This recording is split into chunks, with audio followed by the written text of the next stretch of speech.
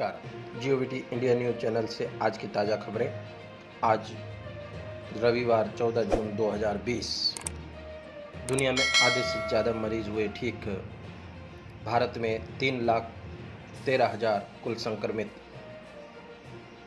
9,194 मौतें, 1,61,000 मरीज हो चुके हैं ठीक। राजस्थान में 12,400 का पहुंचा आंकड़ा संक्रमितों का। 282 अब तक की मौतें हैं। 9,337 मरीज अब तक ठीक हुए।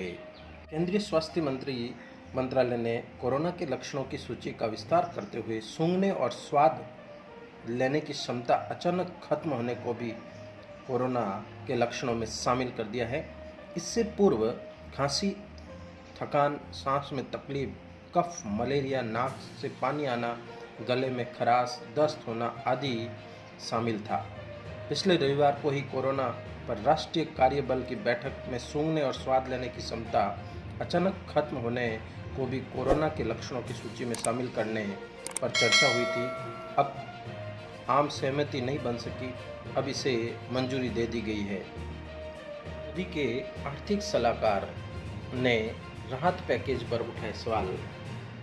बोले कि ये हर तरह से पूर्ण नहीं है। लॉकडाउन के कारण चरमराई अर्थव्यवस्था को पटरी पर लाने के लिए मई के दूसरे सप्ताह में 20 लाख करोड़ रुपए के आत्मनिर्भर भारत अभियान पैकेज पर अब तक पीएम की सलाहकार परिषद की सदस्य असीमी गोयल ने ही सवाल उठाए। गोयल ने कहा है कि ये राहत पैकेज में और सुधार की गुंजाइश है। अर्थव्यवस्था को प्रोत्साहित करने के लिए सरकार की मांग को बढ़ावा देने की जरूरत है। कांग्रेस नेता राहुल गांधी ने सरकार से अर्थव्यवस्था की नकदी मुहैया कराने की मांग दोहराई और चेतावनी दी है कि अगर सरकार ने नकदी मुहैया नहीं कराई तो गरीबों पर भारी मार पड़ेगी, मध्य वर्ग नया गरीब बन जाएगा और सरकार का करीबी पूंजीपति देश का मालिक बन बैठेगा। राहुल ने एक कंपनी के मजदूरों को नौकरी से निकालने और उनका बकाया नहीं दिए जाने की खबर का भी जिक्र किया। मारवाड़ में कोरोना का कहर लगातार जारी। प्रदेश में शनिवार को कोरोना ने मारवाड़ इलाके में कहर बरपाया है। यहां तक एक ही दिन में सर्वाधिक 75 रोगी जोधपुर में मिले, तो इससे पड़ोसी जिले पाली में रिकॉर्ड 62 नए रोगी सामने आए। अब तक कुल 12,400 रोगी मिल चुके हैं। 282 लोगों की मौत हो चुकी है। मोदी ने कोरोना के तेजी से बढ़ते मामलों के बीच पीएम नरेंद्र मोदी ने हालात की उच्च स्तरीय समीक्षा की। बैठक के बाद प्रधानमंत्री कार्यालय ने बताया कि देश में रोज आ रहे मामलों में से 2/3 सिर्फ 5 राज्यों के बड़े शहरों में से आ रहे हैं।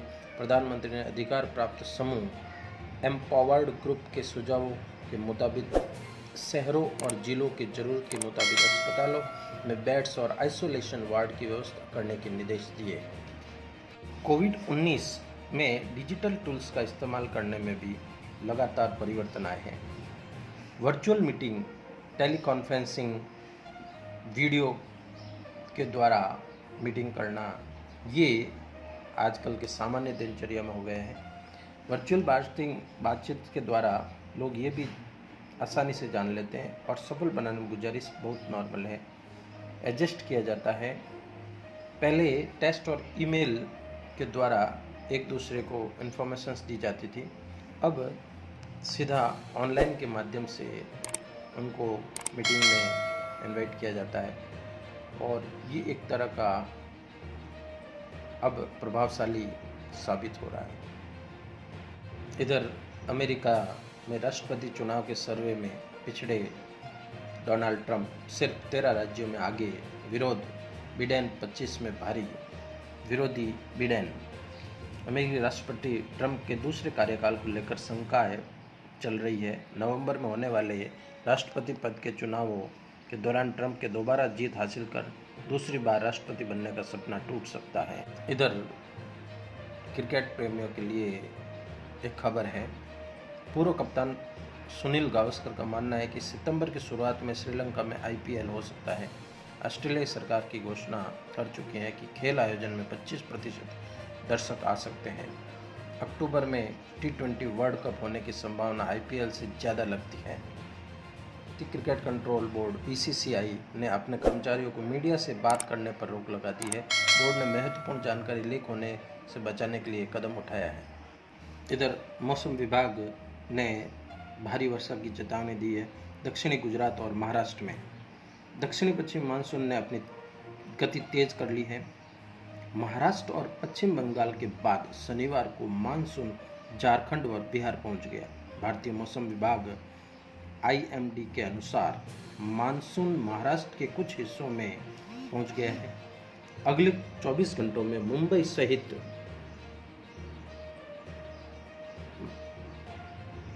महाराष्ट्र और दक्षिण गुजरात के कुछ हिस्सों में मानसून की गति की परिस्थितियां अनुकूल है।